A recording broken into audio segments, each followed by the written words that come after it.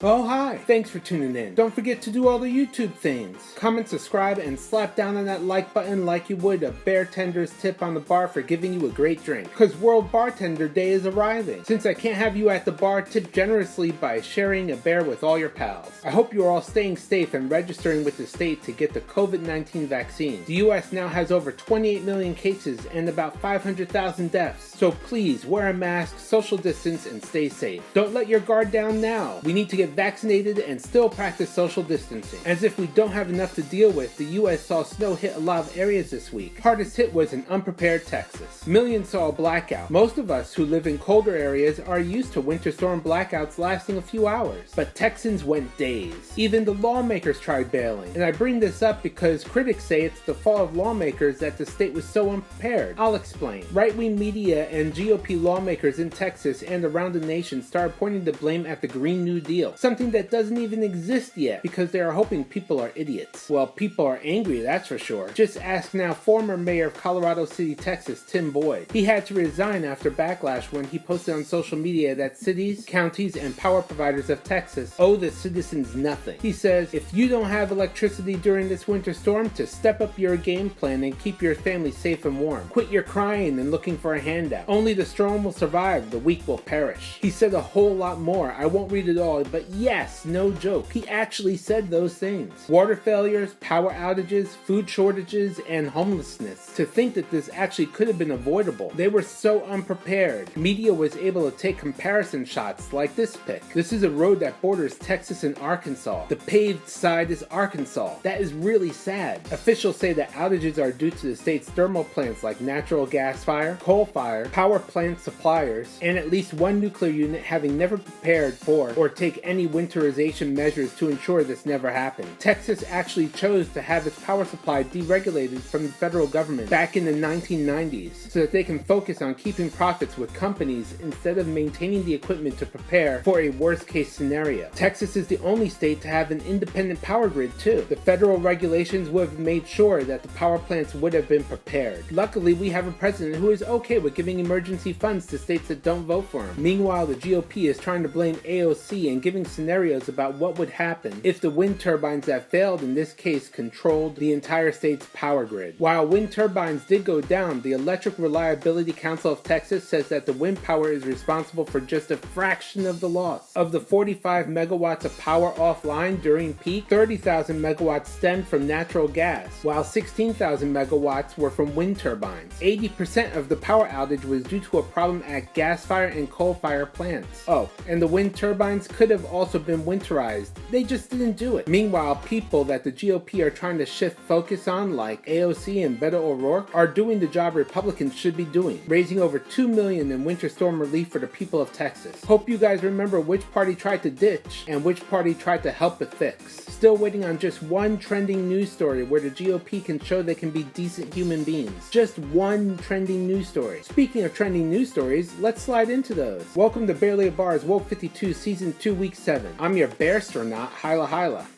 Alright, I landed on Mars. It's time to tweet.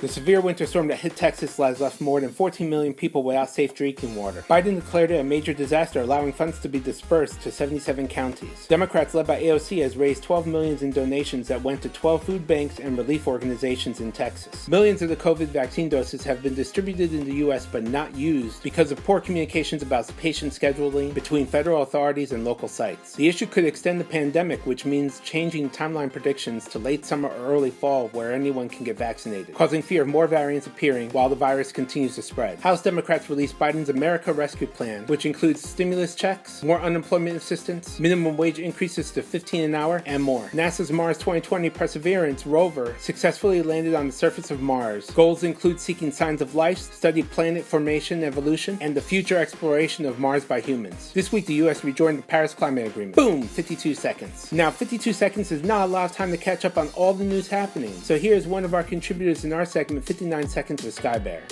Hey guys, so you know what I've been thinking about lately? Kim Kardashian has filed a divorce from Kanye West. Was anybody else not expecting that?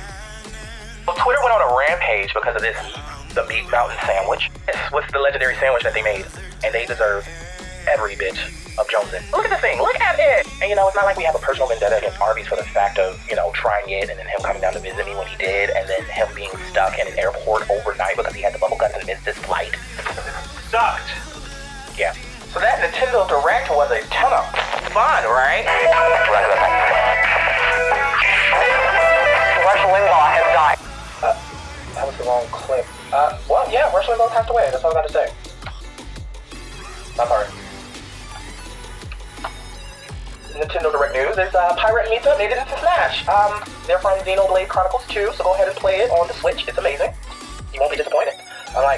Fortunately, a day before his birthday, Marky D died at the age of 52. He was a producer of great hits like Gorilla from Mary J. Blige. He produced for Mariah Carey, Craig Mack, Jennifer Lopez. I send you my love. Thanks, SkyBear. Thank you for watching. If you like these news blasts, feel free to share a bear with your friends. You can also like, comment, subscribe, and click the notifications alert bell to stay woke 52 times a year in 52 seconds of news. Want more news with your favorite news bear? Feel free to stay to the end to watch some clips or images with me. Bye for now.